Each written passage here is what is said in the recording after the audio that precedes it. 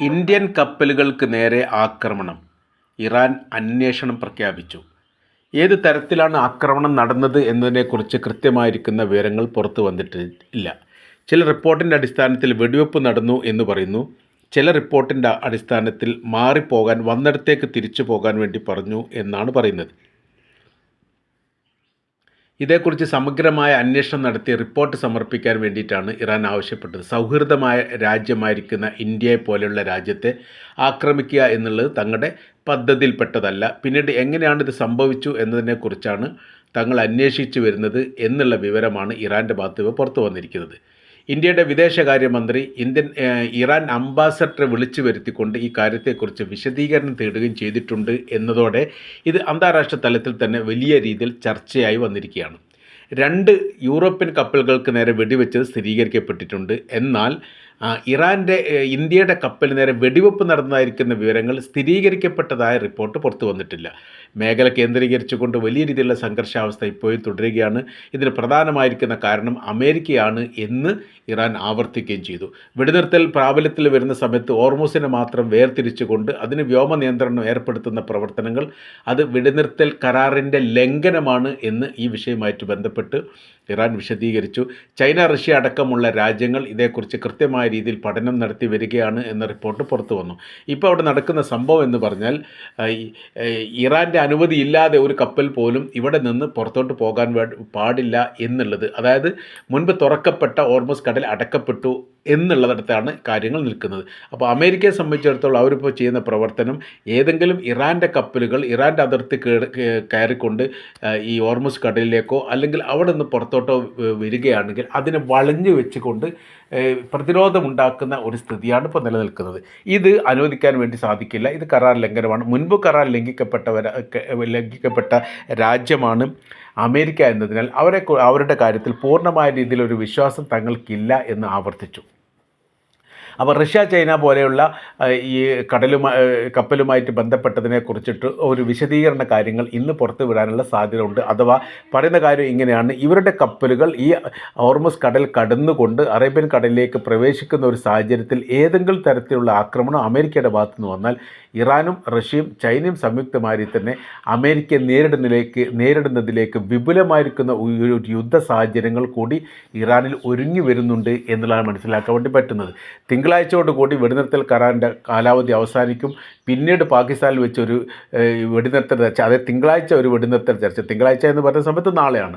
നാളെ ഒരു ചർച്ചാ സംബന്ധമായ കാര്യത്തെക്കുറിച്ച് തങ്ങൾ ആലോചിച്ചിട്ടില്ല എന്ന് ഇറാൻ പറയുമ്പോൾ ഇത് മറ്റൊരു തലത്തിലേക്ക് കാര്യങ്ങൾ നീങ്ങുന്നു എന്ന് ഏറെക്കുറെ ഉറപ്പായിരിക്കുകയാണ്. ഇപ്പോഴത്തെ വിശദീകരണ കാര്യങ്ങളൊന്നും അമേരിക്ക പുറത്തുവിടുന്ന വിശദീകരണ കാര്യങ്ങളിലൊന്നും തങ്ങൾ തൃപ്തരല്ലെന്നും അത് പറയുന്നത് മുഴുവനും കള്ളത്തരവും പൊള്ളത്തരവുമല്ലാതെ യാഥാർത്ഥ്യവുമായിട്ട് അതിന് യാതൊരു ബന്ധവുമില്ല. ഇറാൻ്റെ വിഷയവുമായിട്ട് ബന്ധപ്പെട്ട കാര്യം ആധികാരികമായി സംസാരിക്കേണ്ടത് അമേരിക്കൻ പ്രസിഡന്റ് ഡൊണാൾഡ് ട്രംപ് അല്ല. അതിൽ ഇറാനിവിടെ പ്രസിഡന്റുണ്ട്, സംവിധാനങ്ങളുണ്ട്, ആത്മീയ നേതാവുണ്ട്. അവരാണ് സംസാരിക്കേണ്ടത്. പല ഘട്ടങ്ങളിലായിട്ടും അവരുടെ ആണവായുധ വിഷയമായിട്ട് ബന്ധപ്പെട്ട് കീഴടങ്ങാൻ പോവുകയാണ് ഇറാൻ തങ്ങളോട് സംസാരിച്ചിട്ടുണ്ട്. അവരുടെ ആണവായുധ പരിപാടികൾ ഉപേക്ഷിക്കാൻ പോകുന്നു. അവരുടെ കൈവശത്തിലുള്ള ഈ ആണവായുധവുമായിട്ട് ബന്ധപ്പെട്ട സംവിധാനങ്ങളും സാമഗ്രികളും അമേരിക്കയ്ക്ക് കൈമാറുന്നു. ഹോർമസ് കടൽ അവർ തുറന്നിട്ടിരിക്കുന്നു. അത് തങ്ങളൊക്കെ പറഞ്ഞിട്ടാണ് ഈ കാര്യങ്ങൾ ചെയ്തത്. ഈ തരത്തിൽ ഇറാൻ എന്ന് പറയുന്ന രാജ്യം അവരുടെ ഭൂപ്രദേശവും അവരുടെ സംവിധാനവുമായിട്ട് ബന്ധപ്പെട്ട കാര്യത്തെക്കുറിച്ച് ആധികാരികമായി സംസാരിക്കേണ്ടതിന് പകരം ആ വിഷയങ്ങളെല്ലാം അമേരിക്കയുടെ പ്രസിഡന്റ് സംസാരിക്കുന്നതിന് നിരാശ പറയുന്നു എന്ന് മാത്രമല്ല, അമേരിക്ക പറയുന്ന ഒരു കാര്യത്തെയും തങ്ങൾ അംഗീകരിക്കില്ലെന്നും മറ്റ് മധ്യസ്ഥർ മുഖാന്തരം മാത്രമേ ഇനി സംസാരിക്കാൻ വേണ്ടി തങ്ങൾ താല്പര്യമുള്ളൂ എന്നിടത്തേക്ക് കാര്യങ്ങൾ എത്തിയിരിക്കുകയാണ്.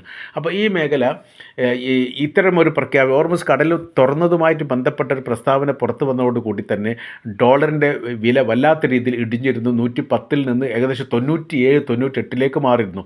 എന്നാൽ വീണ്ടും ഈ സംഘർഷാവസ്ഥ ഉണ്ട് എന്ന് മനസ്സിലാക്കുന്നതോടുകൂടി ഡോളറിൻ്റെ ഇതിൻ്റെ വിലയിൽ, ഈ ഗൂഡോളിൻ്റെ വിലയിൽ വലിയ രീതിയിലുള്ള വർധന 100ൻ്റെ മേലെ കയറി എന്നുള്ള റിപ്പോർട്ടാണ് പുറത്തു വരുന്നത്. എന്താണ് അമേരിക്കയുടെ പ്രശ്നം എന്നുള്ളത് ഇപ്പോൾ ന്യൂയോർക്ക് ടൈംസ് അടക്കമുള്ള അമേരിക്കയുടെ പത്രങ്ങൾ ചില റിപ്പോർട്ടുകൾ പുറത്തു വിട്ടിരിക്കുന്നു. അതിൽ അവർ പറയുന്ന കാര്യം ഇങ്ങനെയാണ്: ഈ ഹോർമസ് കടൽ കടന്നുകൊണ്ട് കപ്പൽ പോകുന്നു എന്നത് മാത്രമല്ല അമേരിക്കയെ സംബന്ധിച്ചിടത്തോളം വിഷയം. അവർ നടത്തുന്ന, അതായത് ഇറാൻ വിൽപ്പന നടത്തുന്ന പെട്രോളിയത്തിന് അവർ വാങ്ങുന്ന പണം ഈ ഡോളറിലല്ല എന്നുള്ളത് വലിയ പ്രയാസം അമേരിക്കക്ക് ഉണ്ടാക്കുന്നത്. അത് വാങ്ങുന്നത് മുഴുവനും ചൈനീസ് കറൻസിയിലാണ്. അത് ഇറാൻ പറയുകയും ചെയ്തിട്ടുണ്ട്. ഏത് കറൻസിയിൽ വാങ്ങണമെന്ന് തീരുമാനിക്കേണ്ട അധികാരം തങ്ങൾക്കാണ് എന്നുള്ളത്. അമേരിക്കയുടെ ഡോളറിൽ വിനിമയം നടത്താതിരിക്കുന്ന സമയത്ത് അമേരിക്കൻ ഡോളറിൻ്റെ മൂല്യത്തിന് ഇടിച്ചിൽ വരും.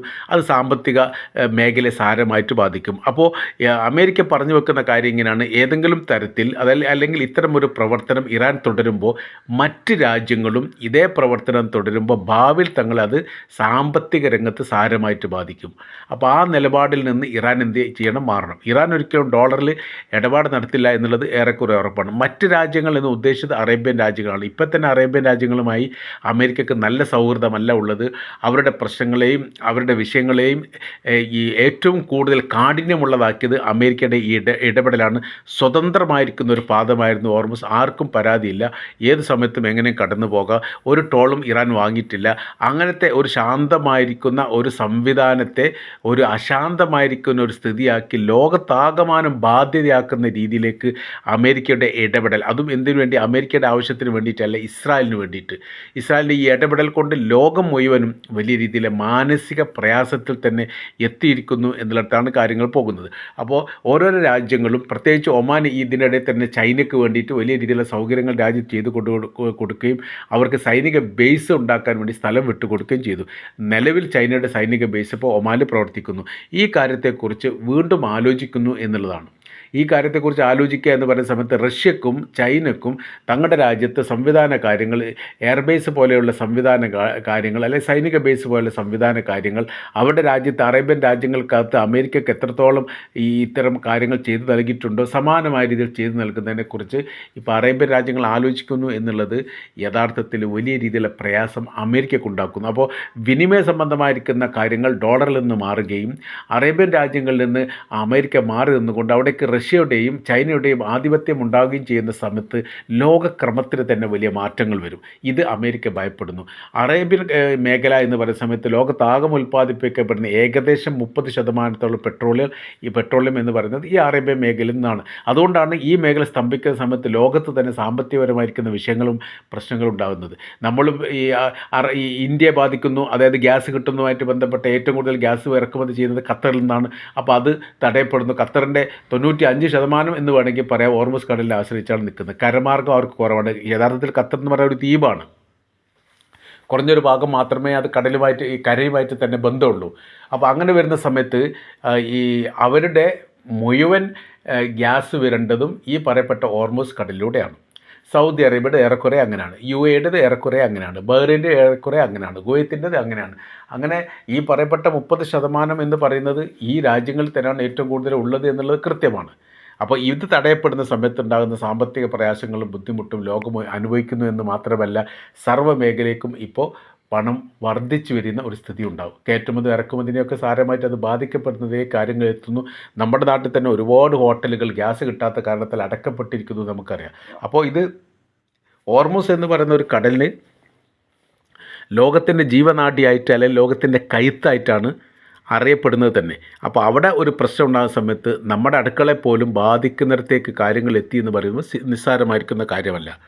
അപ്പോൾ ഇപ്പോൾ 2-3 കാര്യങ്ങൾ മുമ്പ് തന്നെ ഇറാൻ പറഞ്ഞു വെച്ചിട്ടുണ്ട്. ഇറാനും ഇന്ത്യയും തമ്മിൽ വലിയ സൗഹൃദ ബന്ധമുള്ള രാജ്യം, നയതന്ത്ര ബന്ധത്തിനപ്പുറം സൗഹൃദ ബന്ധങ്ങൾ കാത്തു സൂക്ഷിക്കുന്ന രാജ്യത്തിൽ പ്രധാനി ഇന്ത്യയാണ് എന്ന് ഇറാൻ പല പ്രാവശ്യം പറഞ്ഞതാണ്. ഇന്ത്യ അവിടെ ഇറാനിലൊരു തുറമുഖം തന്നെ പണി കഴിപ്പിച്ചിട്ടുണ്ട്. ചബഹാർ തുറമുഖം ഇന്ത്യയുടെ സംഭാവനയാണ്. അതിലുള്ള തൊഴിലാളികൾ, നല്ലൊരു ശതമാനം തൊഴിലാളികളും ഇന്ത്യക്കാരാണ്. അത് ഇറാനുമായിട്ടുള്ള സൗഹൃദ ബന്ധത്തിൻ്റെ അടിസ്ഥാനത്തിലാണ് ആ പണി കാര്യങ്ങളൊക്കെ പൂർത്തീകരിക്കപ്പെട്ടത് എന്ന് ചുരുക്കം. അപ്പോൾ അങ്ങനെ ബന്ധങ്ങളുണ്ട്. ഒരുപാട് കപ്പൽ ഇന്ത്യയുടെ പെട്രോളിയത്തിന് വില കൂടാതിരിക്കാനുള്ള പ്രധാനമായിരിക്കുന്ന കാരണം ഇറാൻ ഹോർമുസ് കടൽ വഴി ഇന്ത്യയുടെ കപ്പലുകൾക്ക് അനുവദിക്കുകയും അവർക്ക് സുരക്ഷാ സംവിധാന കാര്യങ്ങൾ ഒരുക്കുകയും ചെയ്തിട്ടുണ്ട് എന്നുള്ളതാണ്. അപ്പോൾ അങ്ങനെ വന്ന സമയത്ത് ഇവിടെ നിയന്ത്രിക്കാൻ വേണ്ടിയിട്ട് സർക്കാരിന് സാധിക്കുകയും ചെയ്യുന്നുണ്ട്. ഇപ്പോൾ 2 കപ്പലുമായി ബന്ധപ്പെട്ട വിഷയമാണ് നിലനിൽക്കുന്നത്. തിരിച്ച് പറഞ്ഞയച്ചു എന്നുള്ളതാണ് ഇറാൻ്റെ ഭാഗത്ത് വന്നിരിക്കുന്ന റിപ്പോർട്ട്. വെടികൊണ്ടു എന്ന് ചില റിപ്പോർട്ടിൽ പറയുന്നു, ആക്രമിച്ചു എന്ന് മറ്റൊരു റിപ്പോർട്ടിൽ പറയും. സ്ഥിരീകരിക്കപ്പെട്ട റിപ്പോർട്ട് ഉണ്ടായിട്ടില്ല. ഇന്ത്യ ഗവൺമെൻറ്റും ഏത് തരത്തിലാണ് ഈ കപ്പലുകൾക്ക് നേരെ എന്തെങ്കിലും അക്രമകാര്യങ്ങൾ ഉണ്ടായിട്ടുണ്ടോ എന്നുള്ള സ്ഥിരീകരിക്കപ്പെട്ട റിപ്പോർട്ട് ഇന്ത്യയുടെ ഭാഗത്തുനിന്ന് ഇപ്പോഴും പുറത്ത് വന്നിട്ടില്ല. ഏതായിരുന്നെങ്കിലും അത് വരും ദിവസങ്ങൾ വരാൻ സാധ്യത ഉള്ളതാണ്. പക്ഷേ ഇറാനെ സംബന്ധിച്ചിടത്തോളം അവരിപ്പോൾ ആലോചിക്കുന്നത് ഇന്ത്യയുടെ കപ്പൽ സ്വതന്ത്രമായ രീതിയിൽ ഹോർമുസ് കടൽ കടക്കാനുള്ള അനുമതി സംബന്ധമായ കാര്യങ്ങൾ നൽകിക്കൊണ്ട് അവരെ പുറത്ത് കടത്താനുള്ള ശ്രമം നടത്തും എന്നുള്ളത് അത് 1-2 ദിവസം കൊണ്ട് അത് സാധ്യമാകും എന്നും കൂടിയാണ് മനസ്സിലാക്കാൻ വേണ്ടി പറ്റുന്നത്. ഇന്ത്യ, ചൈന, റഷ്യ പോലെയുള്ള ഏറ്റവും സൗഹൃദമായ രീതിയിലുള്ള ഇറാനുമായിട്ട് സഹകരിക്കുന്ന, ഇറാനുമായിട്ട് ചേർന്ന് നിൽക്കുന്ന രാജ്യങ്ങൾക്ക് പ്രവേശന അനുമതി ഒരിക്കലും തടയപ്പെടില്ലെന്ന് മുൻപ് തന്നെ പറയപ്പെട്ടതാണ്. അപ്പോൾ ഇപ്പോഴത്തെ സംഘർഷാവസ്ഥ എന്ന് പറയുന്നത് ഇറാൻ ഇടപെട്ടതാണ്. അത് ഇറാൻ ഇടപെടാനുള്ള അമേരിക്ക ഇടപെട്ടതാണ്. അമേരിക്ക ഇടപെടാനുള്ള കാര്യമെന്ന് പറഞ്ഞാൽ ലക്ഷക്കണക്കിന് ഈ പണം ചെലവാക്കിയിട്ട് വലിയ യുദ്ധക്കപ്പലുകളും സംവിധാനങ്ങളും ആയുധങ്ങളും സൈനികരെയുമാണ് ഹോർമുസ് കടലിൻ്റെ മേഖല കേന്ദ്രീകരിച്ചുകൊണ്ട് ഇപ്പോൾ വിന്യസിച്ചിരിക്കുന്നത്. ഏകദേശം 10 ദിവസത്തിലധികമായി വിന്യസിച്ചിരിക്കുന്നു. ഇത് ഈ കപ്പലുകളെ നിയന്ത്രിക്കാൻ വേണ്ടിയിട്ടാണ് എന്ന് പറയുന്നു. പക്ഷേ ഇവിടെ ഒരു നിയന്ത്രണം